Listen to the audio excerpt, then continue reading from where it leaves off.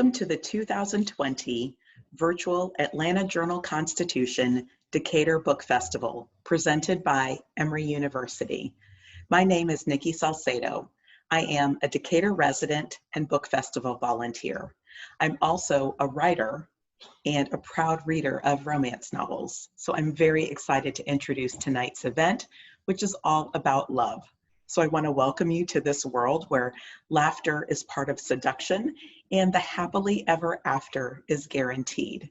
Our panel tonight includes Jasmine Guillory, author of A Party of Two, Jane Igharo, author of The Ties That Tether, Farrah Rochon, author of The Boyfriend Project, and Yaffa Santos, author of A Taste of Sage.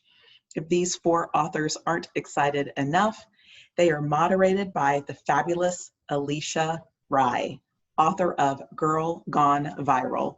And while I highlighted romance, all of these stories delve into other types of love, the love from our friends, the love of our family, and the complex issues of how we change or change our perspective. I think you will be as delighted with these books as I am. So thank you for joining us tonight. Enjoy the discussion now and happy reading later. Thank you.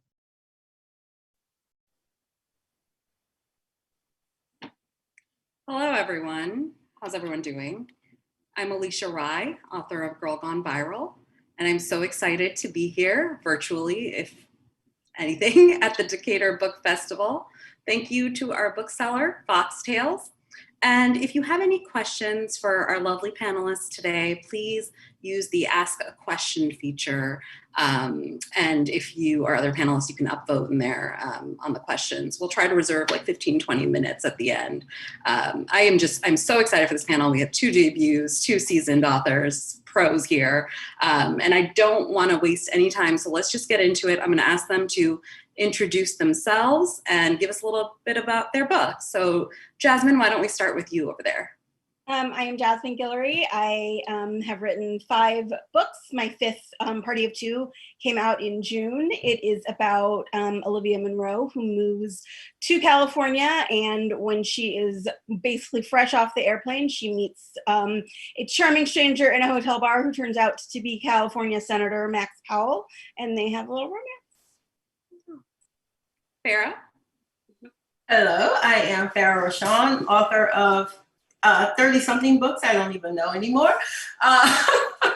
And my latest is The Boyfriend Project, and it is about 3 women who discover that they are all dating the same guy. They discover this through a live tweet that one of them is doing of her date from hell with these guys, and the other 2 women discover via Twitter that they're dating the same guy. They confront him, and the 3 of them decide to make a pact with each other to work on things that they have all been putting on the side for years as they, pursue the, sorry. That was me. As they pursue a relationship. So that's, in essence, that's The Boyfriend Project. Yaffa, why don't we go to you? Sure. I'm Yaffa Santos, and my debut novel, A Taste of Sage, is a rom-com, which talks about Lumi Santana. She's a chef who can taste food and know what the cook was feeling when they cooked it. She also owns her dream restaurant, which unfortunately goes out of business and forces her to take a job at Dax, which is the French restaurant belonging to Julian Dax, who's extremely stuffy restaurateur, very concerned with tradition, and clashes with her eclectic and creative style. And they go from there. Love it. Jane, how about you? Hi, I'm Jane Igharo. I'm the author of Ties That Tether. It's about a Nigerian woman who immigrated to Canada when she was 11 and promised her dying father that she would preserve her culture even after moving.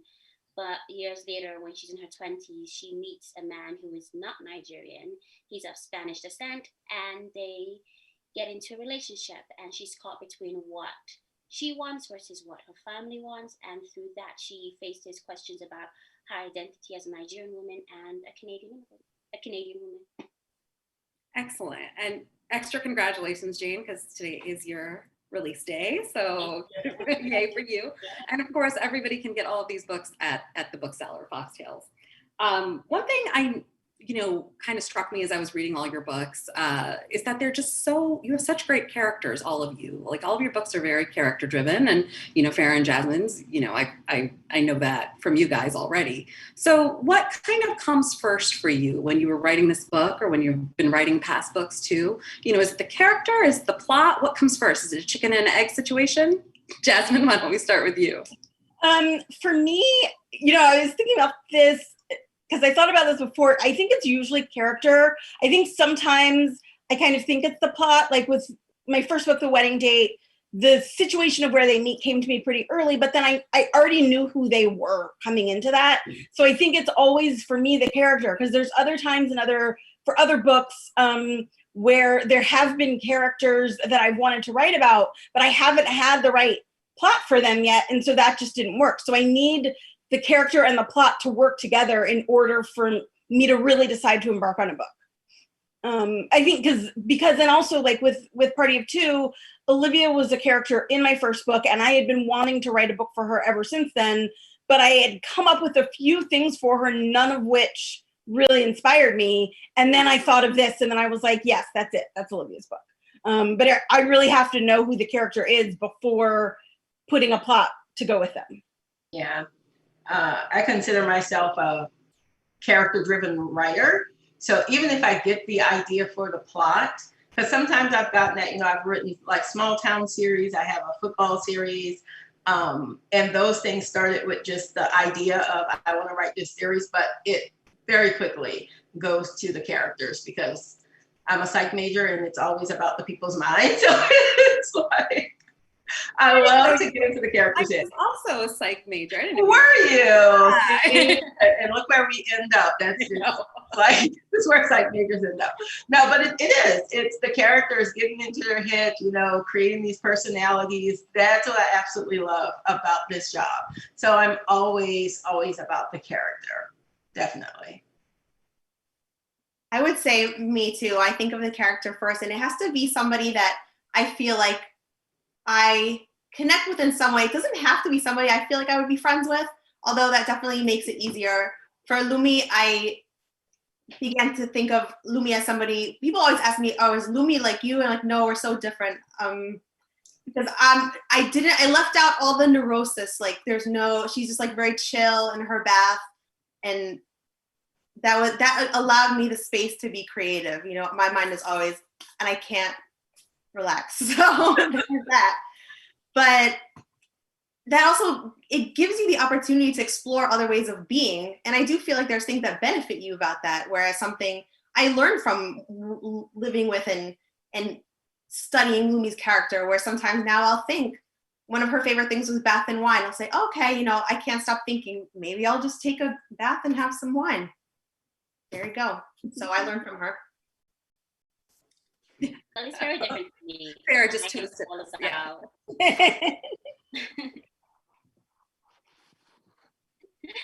I'm about my story first, and then the character follows, because I don't have an idea of what the character will be like. So in the first draft, I'm still trying to figure out her personality. So that's always how I write, personally. Yeah, I just love hearing about the back end part of this. Like, it's, as a writer, I think it's really interesting to me. And we have, as far as, as we're talking about characters, we have a chefs, we've got a lawyer, we've got politicians, we really run the gamut here. So how do you choose what like your character does, like what their profession is? Because I feel like the rom-com profession has really expanded from, the cupcake bakers to everything across the span. So how do you decide? So Farrah, let's start with you. For me, I decide based on their personality. I again, psych major, I'm all about the personality. So if I have a character that I know it's going to be an A-type person, I know I have to give them an A-type personality job. Or, I have my I won't call her flighty, but kind of a all over the place.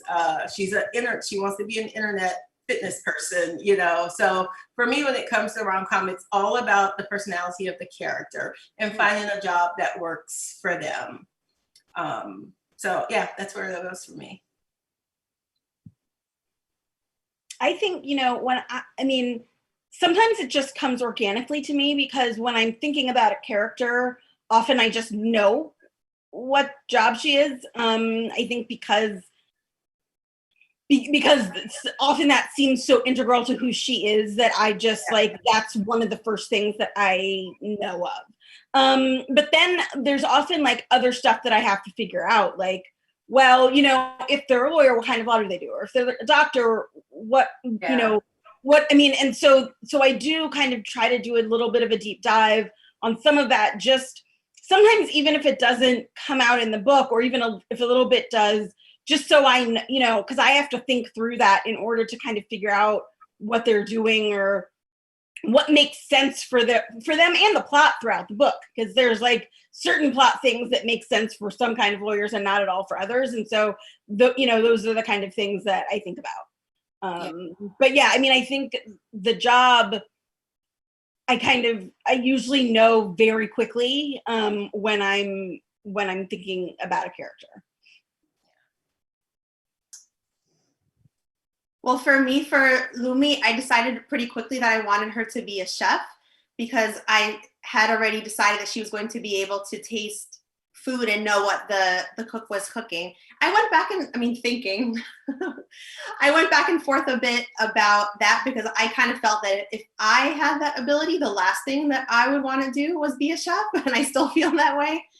But she is also kind of reserved, and it was one of the only ways that she found to connect with people, to feel, you know, maybe I'm socially uncomfortable, but when I connect with people's food, it gives me a roadway to then get to know them better.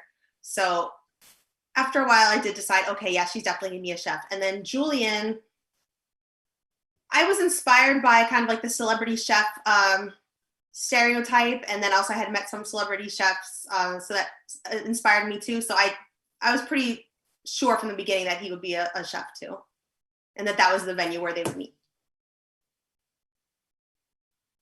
But for me, I like to base my character's career off my own preferences. So I like writing in terms of like communications. That's my field. So advertising or working at a magazine, my dream job. So I just live vicariously through them. One of the great things about writing. I love that. Follow-up question.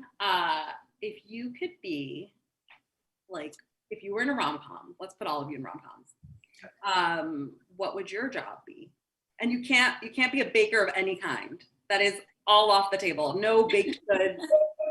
I'm gonna steal bookstore owner. Ah, Jasmine. Yeah. You got it in there really quick. Okay, now nobody can be a bookstore owner.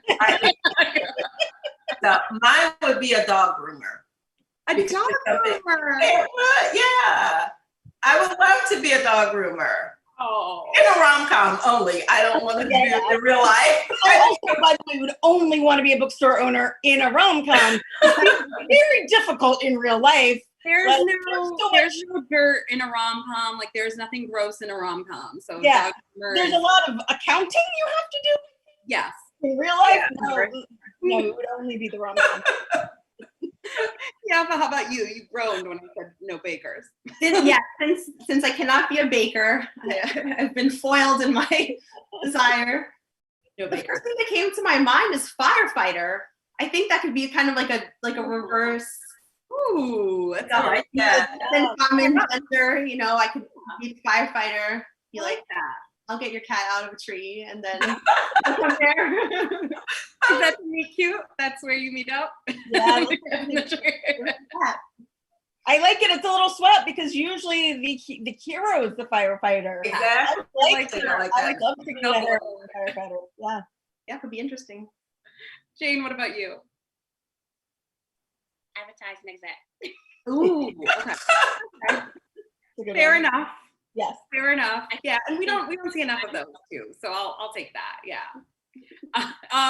Well, we talked a little bit about the meet cute, so why don't we jump to that? But you know, I heard somebody say like in rom-com movies, like that pivotal moment is sort of that look that passes between, you know, the protagonists, and we can't really do that in books. So, you know, what is it about like a meet cute? What makes a meet cute cute?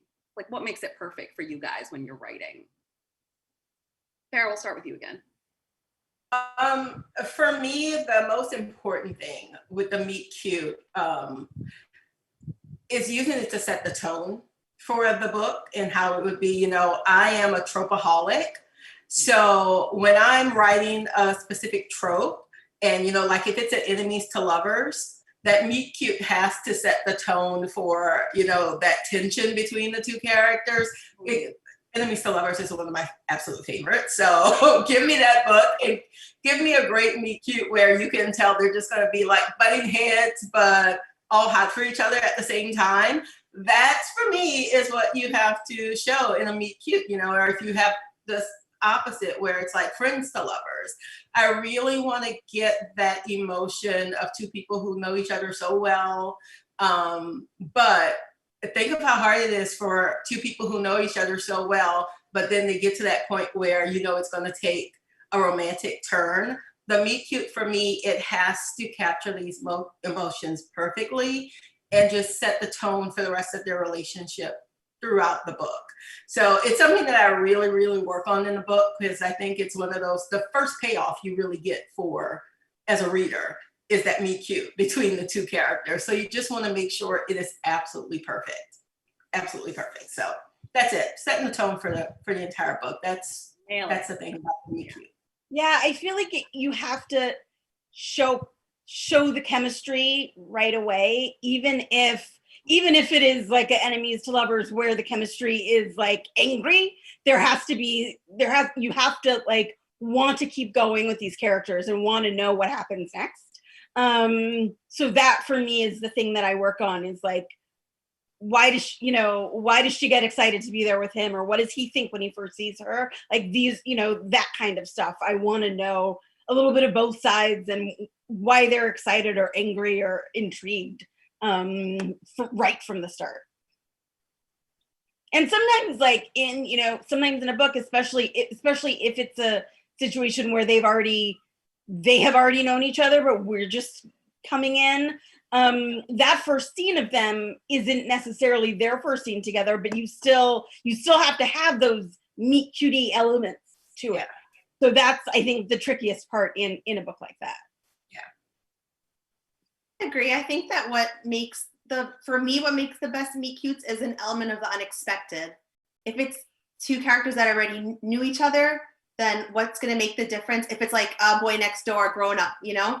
Okay, yeah, they lived next door to each other their whole lives, but what makes the difference is that they haven't seen each other for 20 years and, you know, wow, they both changed. If it's something where it's a blind date and all their vitals are written out on paper, then that probably wouldn't be interesting to me unless they hate each other, unless that turned out being enemies to lovers. It's that element of the unexpected that kind of sparks things and like Farrah said, sets the dynamic for whatever their relationship is going to be. For me, the perfect meet cute involves good conversation. I love it when my characters laugh. So laughing together, poking fun at each other, that's perfect for me. Yeah. Oh, that's so sweet. Yeah. Yeah. It's I mean, we'll start with you, Jane, because I know, I mean, you talked about how you like to kind of write what you know a little bit. And, you know, I know you're Nigerian Canadian and so is your character. And so, you know, so I'll throw the question out to all of you, but Jane, we'll start with you. Like, what inspired this book? Was it just sort of snippets of your life or, you know, things that you've heard?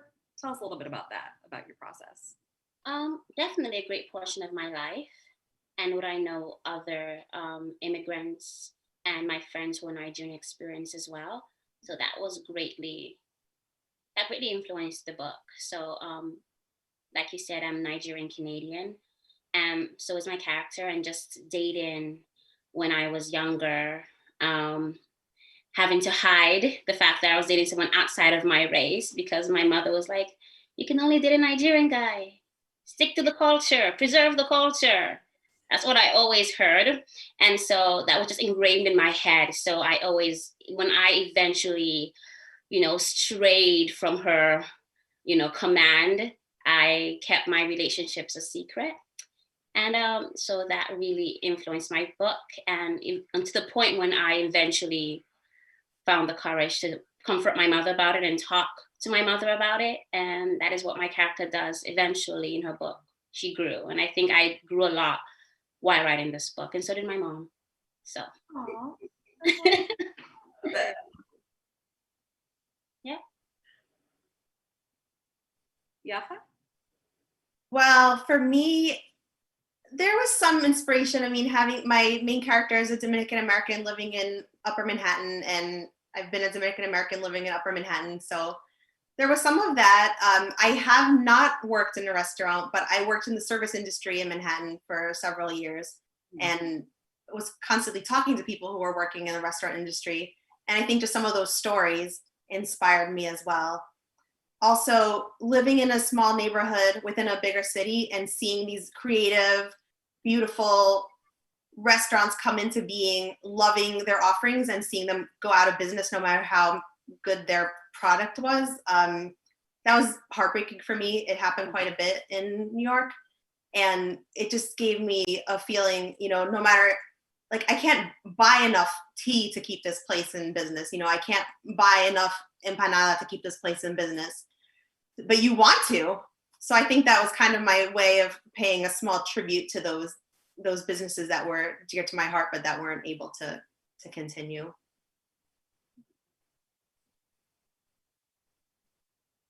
Farrah, why don't we, yeah. Me or Jasmine, I'll go. For me, it was Twitter.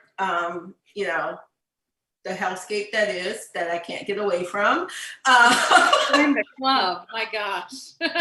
It is, there's something good came out of Twitter. I got the idea for this book. I've been caught up in so many of those live tweets that's happening, and that's just where this came from. I was looking at a live tweet of this couple that someone very creepy, as I think about it now, because it was someone else live tweeting this couple on an airplane.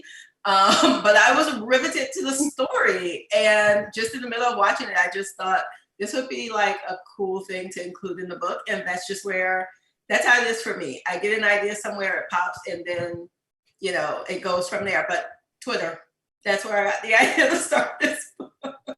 I didn't know yours was a take on Claim Bay. Was that what it was? Claim Bay? That's what, oh my gosh, do you remember it? Yeah, so is Girl Gone Viral is also. Oh my gosh. Alisha, I had no idea. Okay, yeah, that was it. That creepy person was live tweeting that something good can come out of Twitter. Two good things that come out of Twitter in the last 10 years. We got books. Yeah. There you go. Jasmine, what about you? For this book, talking about like where ideas come from, character or plot, like this character was the sister of the main character in my first book. And I remember at that point sort of thinking about like, if I could write a story about her. And I had this vague like, oh, maybe, she'd date a politician. But then I had a different idea. When I sold the book to my editor, it was about something totally different. And we had talked about kind of a number of books. And then last year, it was like last spring, it was right before I was about to start the next one, because I had just sort of turned in a book. And I was talking to my editor and I said, we hadn't talked about what book comes next. And she said, well, whichever one you're most excited to write about. And I realized that I really wanted to write Olivia's story, but I did not at all want to write the book that I was supposed to write for her. And then I was like, I did like that politician idea. And then I kind of went back to it and drafted a, synopsis for that, and then sent it to my editor, like, what do you think about this one? And luckily she liked it. But that, I think I used to work in politics. I've always been interested in kind of the way that like political life and public life intersect with real life. And especially for like the whole idea of like the political wife who's supposed to be, quiet in the background and like not say anything, and either have a, very like mild feminine job that she quits immediately, or, you know, no job at all, right? Or so I wanted to see how that would work, you know, if the political girlfriend was someone who was completely different than that. And I knew that was not Olivia, so I thought that would be a really fun way to explore that with her. Is there, I mean, you talked about you have to kind of be excited to write a book, and I totally understand that. Is there a trope or a theme or something like that, a story maybe that you love but you would never write yourself? So I really do enjoy reading like slow burn kind of romances where it's like, you know, there's like long lingering glances and they don't even touch each other for a long time. And I've tried to do that. And then always I'm like, how fast can I get them to have sex? No, I just can't do it. I just can't do it. Oh my gosh. Mine is definitely the secret baby. I love a secret baby. I love reading secret babies. I cannot write a secret baby. No way. I can't. It's a hard one. It's a hard one. That's fine. And everything. Yeah. Well, what's your objection to it? Because my objection is that I would really want child support, so I cannot empathize. You know, it's one of those things where I am morally against the thought of holding someone's secret. Yeah. I read it in a book and I'm like, oh, I know, I'm so mixed up. There are so many things that I will like, you know, read in a book and just like, oh, I love this. I love all the angst. And in real life, it's like, how dare you? And that's what Secret Baby is for me. So I could never write it, but give me all the Secret Baby books, please. I will read them. I was thinking of Secret Baby too. I just when I know it's a Secret Baby book, I'm still like, oh my god, let me find out. Yes. But I can't, like, when I think about people finding out that, you know, no. There's like so many emotions that come up. No, I think I'm not sure if this is considered a trope 100%, but like being kidnapped by a pirate. Oh. I don't think I could write being kidnapped by a pirate. I have not read a kidnapped by a pirate book. Mostly. I mean, right? Yeah. I mean, nothing else being kidnapped by a pirate in 2020. No, I don't think anybody's like what that's the last thing on the bingo card. But I love a good pirate kidnapping book. Come on, Alisha, I gotta give you kidnapped by a pirate. Who knows what's gonna happen in the next few months? The pirate means better. That's the last thing on the bingo card for 2020. Exactly, it may happen. The contemporary world is so messed up right now. Why not? Why Yeah, not have pirates come back? pirates. Yeah, why not make them fun and sexy now? Yeah. But I wouldn't be able to do that. Like, I could definitely read somebody's 2020 being kidnapped by a pirate, but I think I couldn't keep a straight face. Someone's gonna write this now. It's on you, Jane. I could read a really good book by you about pirates. Hard to do consent when you've been kidnapped by a pirate. Hard to really nail it. What about you, Jane? Oh, I think she's muted. What's that? I love it, but I feel like when I started, I would take it too far, and they would be like really, really mean to each other, and I really wouldn't like either of the characters, so it's best that I don't. You think you would go too hard on enemies to lovers? Yeah. I really would take it places it shouldn't go, and then no one would like the characters. I have to say, actually, I wrote an enemies to lovers book, and I had to write I wrote kind of a prologue, basically, of this is how they first met, and I wrote it for myself, but I was like, maybe this will make its way in the book. No, it didn't. They were both terrible to each other.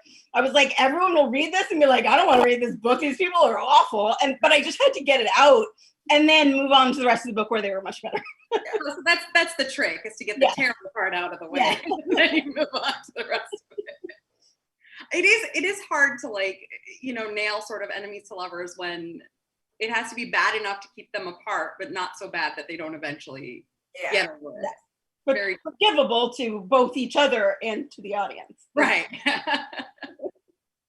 what about, I mean, I think everything about writing is hard right now, but so what's like the hardest part for you when you guys are writing your books? What's the easiest part?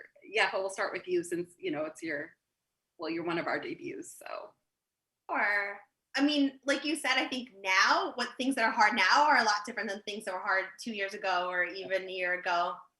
But I think just creating a habit, that probably was the hardest part for me, and going on that, not on inspiration. I think that previously I would write when I was inspired, and that's why I didn't finish things.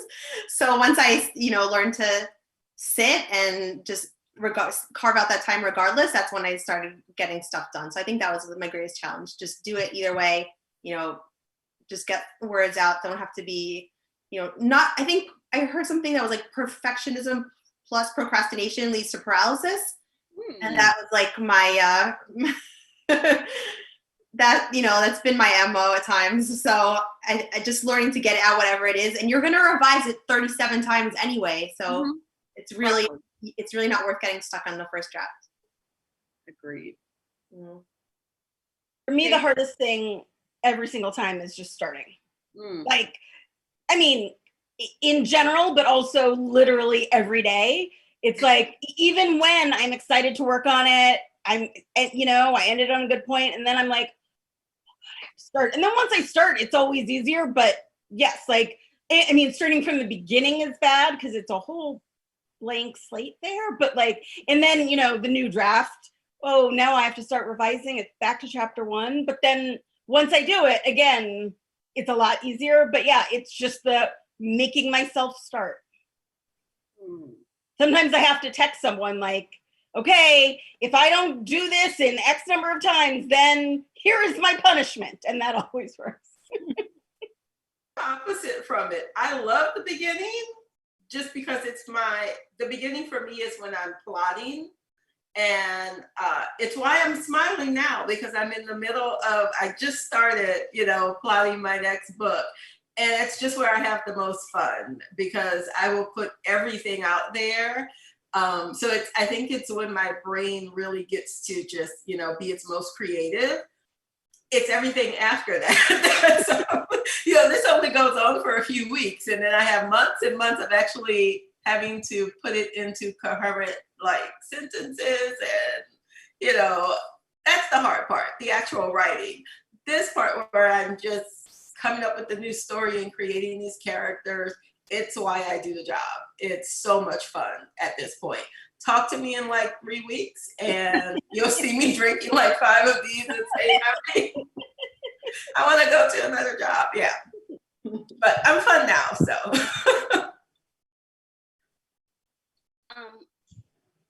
For me, it's like what Yaffa said about inspiration striking. Like, I like to write when I'm inspired, and I haven't inspired lately. This year in general has been very uninspiring. So it's about sitting down and just forcing myself to put something on, that's definitely the hardest part. And then figuring out what my character's personality is. I started writing a book in March, and I'm only at 30,000 words, and I don't even know who my character is yet. So that's hard right now. It's a bad year, so. Yeah. It's a bad time. Yeah. I mean, I think it's really hard to do anything creative right now. So I don't think anybody should beat themselves up over anything at this moment. Especially a rom-com. Yeah, especially anything romantic. This is the unsexiest, we have the unsexiest 2020, the unsexy year. Have current events, I think contemporary writing is always kind of a challenge because you're representing what's in the world around you. So you can't just make up a zombie to get you out of things, or make up some a ghost or something like that. You got to write it as it is. So have current events. Jasmine, you're nodding your head. Have they changed, how or what you're writing right now? Yes and no. It is. I have not put the pandemic in anything because I write stories with happy endings. We don't know if that's going to happen quite yet. So I feel like I need to wait until I see a happy ending happen in the world before I can put that into like part of fiction. I mean, I think a lot of my emotions surrounding everything that we're going on have definitely bled into what I'm writing and what I'm thinking about. So I think it's less about specific real life than more just about like, the feelings of like, all of the feelings that I'm having always like play a role into whatever I'm writing. And I think that's extreme right now. But like I spent a lot of time thinking about like, how do we write a contemporary world when we don't know, when we're all stuck in our houses? But it's, I'm just sort of trying to write into hope right now, and to write about like an after, and we'll see if that happens. It's not easy. I didn't realize how lucky I was when I decided that my book would take place over a 6-month period, because I don't have to put the pandemic in there at all, because it's 6 months, and 6 months from the start of the Boyfriend Project, we had no pandemic, and 6 months later, we will not have a pandemic. So I'm not putting that in there at all. But for me, it's been a horrible year. So it was very hard to write any type of rom-com, romantic, funny. It just was not there. But then a few months ago, it was like a click in my head, and I realized that I could use this as an escape. And it was like a light bulb went off. And I know this, I've been doing this long enough to know, but for some reason this year, it hadn't occurred to me that cut the rest of the world off, live in your world. And that's when it started being fun for me again. And I even liked the part of writing that I don't like. It was a joy to just get in my office, turn the lights off, just be with me and my book and escape in it. So I'm hoping that will happen as I start to write this next book. I hope I can take that with me, because it was very hard. I went months and months with just the rest of the world just invading my mind and writing for a few seconds and then going on Twitter to see what kind of thing had happened, and it wasn't until I had that moment where I just decided to live with my characters that it changed for me. So thank goodness it did, because I finally got rid of the book. I was able to finish it. I mean, that's what it is, because it's an escape for your readers, right? So it should also be an escape for you. But I totally understand, because I tried to do, like, I'm trying not to be online on social media so much over the weekends.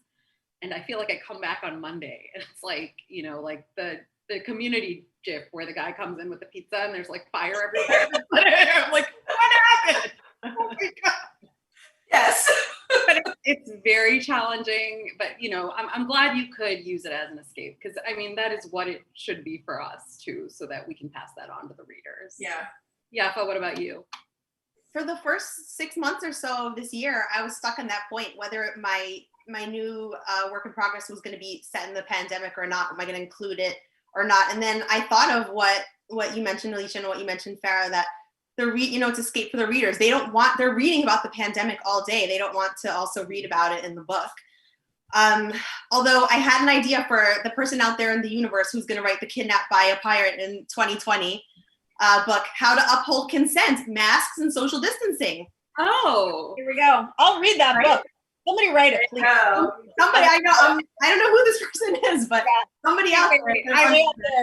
They're gonna kidnap them in a socially distant way. They're gonna kidnap them, and they're not gonna dare. They're going to uphold consent, even if they're a pirate. There's gonna be a 14-day quarantine on the boat. You better stay over there. I'm off on you. Amazing. Jane, what about you?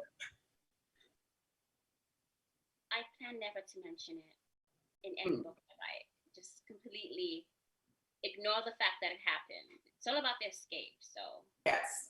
I'm just going to ignore it forever.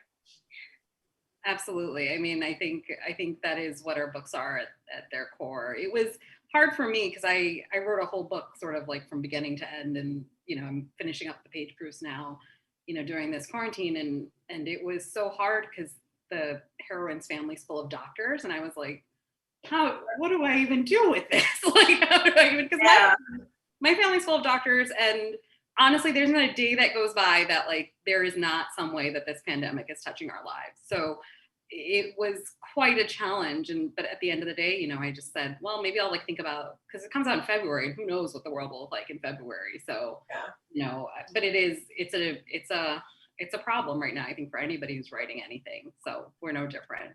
There's that thing going around Twitter, towards the beginning of this, where it was like, what would your book characters be thinking right now? And I'm like, well, a number of my book characters were doctors, so things aren't good for them right now. I'm very busy right now. Very, very, very busy. I mean, and I think that's it. I think you still have to, I tried to like weave in the psychological aspects of it a little bit, but it's rough. It's hard. These are the times where I'm like, I wish I wrote historicals where everything's already set. I was like, could I just, what about time travel? Like, yeah. The 80s, Let's write futuristic. Yeah. It's like futuristic. So it's like fantasy, sci-fi, anything with it. Anything. The first time my hero like reached out and touched, I have them where he reaches and touches her hand, and I was like, ew. It's like you don't even know where he's been. They're just like meeting. And I was like, okay, but it's not that in the book. So he can reach and touch her hand and just get through it. It was weird because it was right when this was starting, and you just were not reaching out and touching the person's hand. I mean, you're still not doing it, but they do it in my book. So yeah. There was one point where my editor put in my manuscript, like, I think you mentioned hand washing a couple of times. Can we take it out? I had no idea. I was just doing it a lot, so my characters are doing it. I can't help it. There is so much sort of wrong with the world right now, and this pandemic hasn't been easy on anyone. But maybe like if we can say something positive that maybe you found or you've learned, maybe like a favorite recipe or comfort food, that you've discovered, or TV show. Yaffa, why don't we start with you since I mentioned food and you're all about the chefs right now. Sure. I've been making a lot of sancocho during this pandemic, which is a root vegetable and meat stew. I started making cinnamon rolls, which I had to stop because it was kind of getting out of control. But I had never made them at home, and I just decided, well, why can't I? So I made them a couple of times. It's a learning curve because you have to let the dough rise a couple of times, and I'm so impatient, and I have small children, so they're so impatient. But we made it, we got through it, and I made it a couple times until my clothes were starting not to fit. So I said, okay, I'm gonna take a break and then come back around like Thanksgiving, Christmas time, see how that goes. But it's been comforting. In general, we just done a lot of cooking and a lot of baking, and like so many other people. Yeah. And it's a privilege. I'm really grateful for that. I'm grateful to be in that position where we can do that and have that be a part of this, because I know it's not the case. Like, not everybody is having a blast baking right now. And, I think it's important to be conscious of that, and also, but just to be grateful and enjoy it and just say thank you and be glad. Jane, what about you?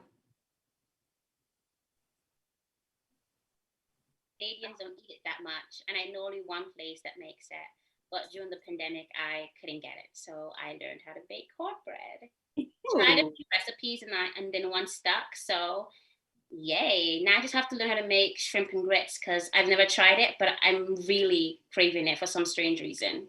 So that's next. It's impossible for me to find grits, by the way. I think people just bought them all in the stores at the beginning, and then it took a really long time for grits to come back into stores. One terrible time, actually, I was in the grocery store and I saw a box of grits, but it was on the top shelf.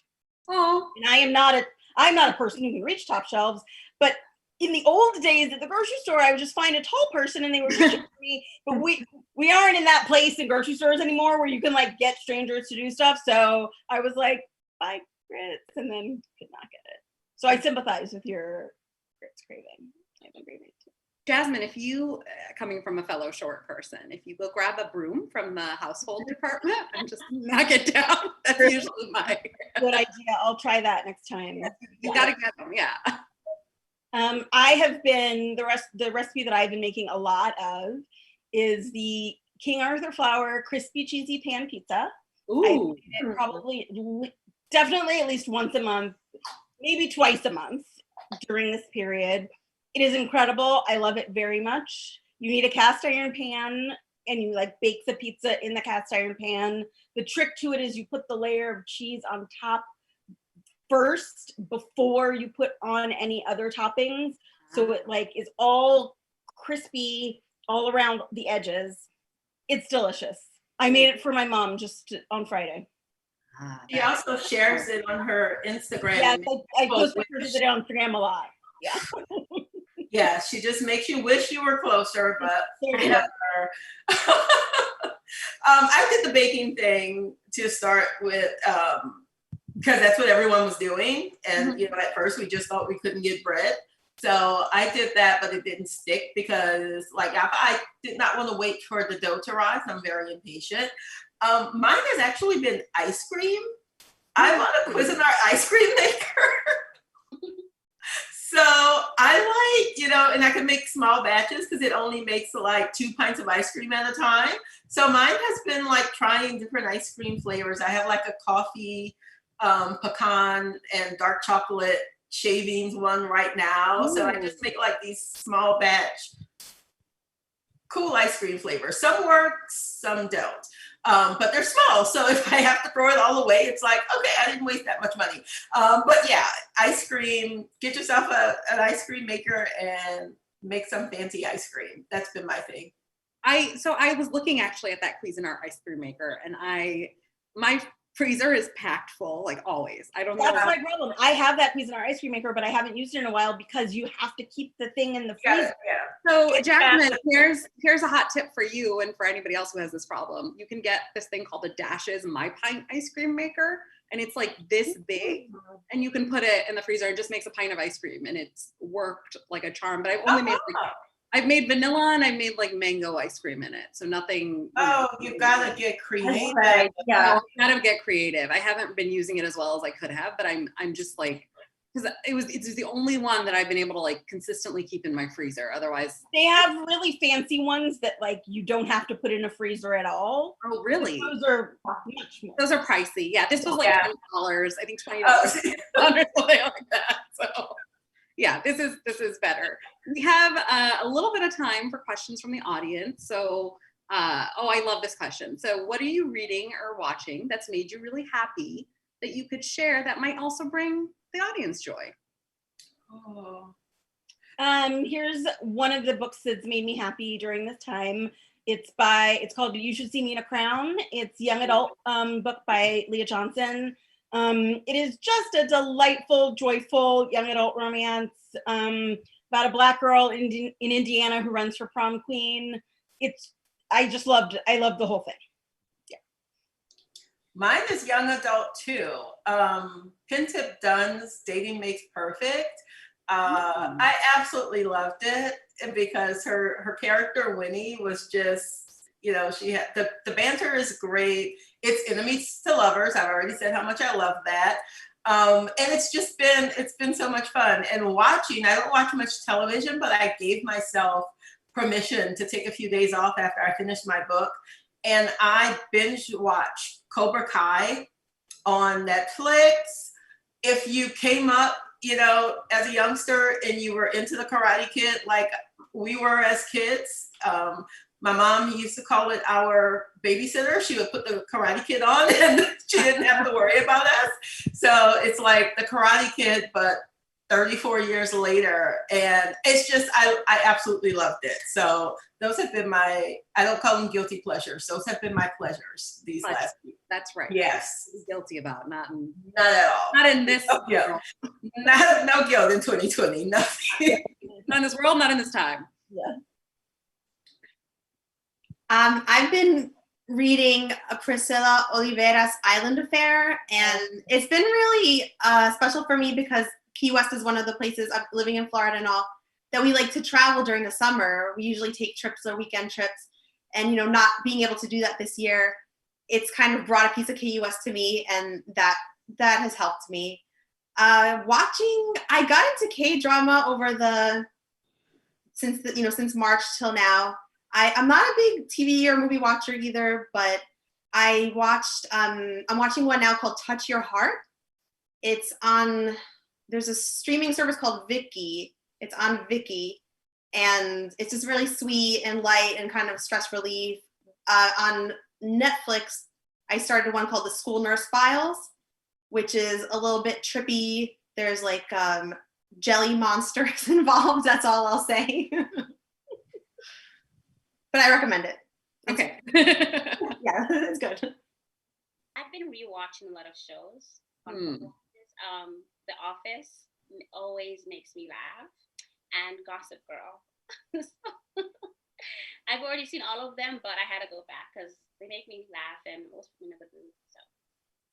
Comfort. Anything that brings comfort. Yeah. Yeah. I have to say, my mother and her best friend have been watching a lot of professional bull riding, which she now refers to as an acronym, and has her favorite bull riders. Like the other day, I was at her house and she was like, "Oh, blah, blah, blah is on." I was like, "Wait, you know these people now?" Yeah. So whatever works right now is all I'm saying. Yeah. That's amazing, actually. It is. Yeah. Mhm. I think you need to maybe write a bull riding. Professional bull riders, so she's obviously rooting for them. Sure. Okay.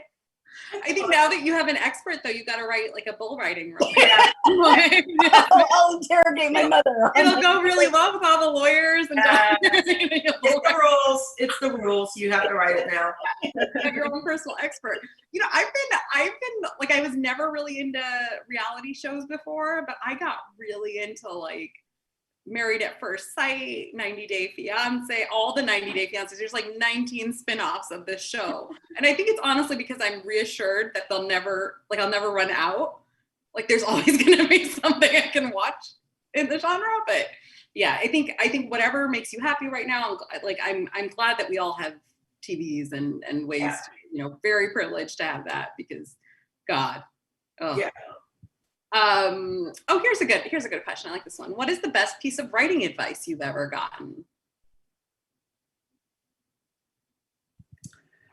For me, it's always protect my writing voice and make sure because it's the writing. Something that one of my critique group members said to me a long time ago, and it's the advice that I give to other people. Because, you know, we've talked about the different tropes and everything. Everything has always been done. What makes this special is what you bring to it as a writer, and that's your writing voice. So protect your writing voice at all costs because it's what makes you as a writer. I love that. I love that too. And I hadn't ever heard that one before. Yeah. Appreciate that. I have one, and that's the only good writing is rewriting. And of course, you know, after rewriting the book 37 times, like I said, now I really get it. Rewriting and editing is my favorite part, I think, of the process. Like I hate first drafts, but yeah, you know, let me dig into it and make it better. And I'm so happy. Jasmine, anything? Yeah, so when I was working on my first book, I sent an early draft out to a friend of mine, and she gave me a bunch of notes on the book. One of them on one chapter was, "Do you really need this chapter?" And I was like, "Yes, I do. What are you talking about? Obviously, I really." And then like 2 days later, I was like, that chapter. But now I have that in my head every time I write a book. Like, I want every scene to be necessary for the whole book. Like, I think about that all the time. Like, do I really need this? Is this important? And then, like, if it isn't, but I really like the scene anyway, I need to come up with a way to make it important and, like, make that stick. Like, there's one scene that I wrote in one of my books that I did not intend to stay in there. Like, I was having a really hard time writing the book. And so I was like, I'm just going to write a fun scene that's just for me, of them just, like, hanging out, drinking margaritas, just so I get back into these characters and like fall in love with the book again. And then it worked, and I was like, well, I want to keep this scene in here. So I figured out a way to like make it relevant to the rest of the plot. But like I'm always thinking, I mean, not in the first draft, because in the first draft I just sort of do what I just write to make there to be a beginning, middle, and then. But once I'm revising and cutting stuff out, like I try to be brutal about whether I really need something in the book. That is how to be. I mean, it is true. Every scene sort of has to do some kind of heavy lifting. Yeah. I think for me, the best piece of advice I ever got was to write the most marketable book in my heart, which I was like, oh, that's actually genius. Yeah. Because we have so many books that we kind of want to write that it gets hard to narrow down. So I think you have to do something that you're really, really passionate and excited about, but maybe also be a little bit aware of kind of what's out there. We only have a couple minutes left, but if we could quickly, maybe, I like this question. Is there a particular author or book that inspired you to write yourself? I think this is a hard one because I can't really think of a particular one for me. I think it was, I was reading, I think since the time I was like 12. So I think it's just the entire mass of romance novels that I accumulated. Yeah, mine was Judith McNaught. I mean, I was a huge Judith McNaught fan, and in her books, I read them over and over and over again. And yeah, I wanted to be like her, except I don't write historical, so it didn't work out. Work. Yeah, I mean, I think those like 90s romance novels really were to do some heavy lifting. Yeah. For Anybody else? me, it was Chimamanda Ngozi Adichie, the author of Americana. She's also a Nigerian author, and I loved the themes in her book. I completely related to them, and so I think she was a huge inspiration for me writing my debut. And I think throughout my entire career, she's always going to be an inspiration to me. Fantastic. I have one actually. It's a 90s book too. Laura Esquivel, Like Water for Chocolate.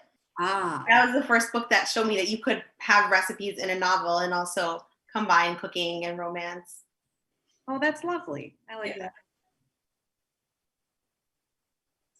Jasmine, this question is directed at you, but we can all answer it, I think, respectively. Jasmine, are you wearing the Sephora red lip that you swear by? I'm not, actually. I'm not. I am wearing it's like an orange from, why am I blanking on her name now? I learned about this makeup artist from another romance author, Andy. Chris Eldridge? Hmm? Is it Lisa Eldridge? Yeah. Yeah, Lisa Eldridge. So this is one of hers. It's like Velvet Morning, which is an orange, and I then combined it with a little pink and then put a gloss on top. Oh, so it's we don't have much to do right now, so I'm combining 3 lipsticks. So this is like a custom blend that you've got going on. Wow, look at you. No, I was in my apartment a lot. So Farrah, what are you wearing? I like your color too. I have one lipstick and I don't even know the name because these are I am the most low maintenance person ever. It was like, this is cute. I have to look presentable for these things. Let me get it. And that was it. So good thing it worked out because I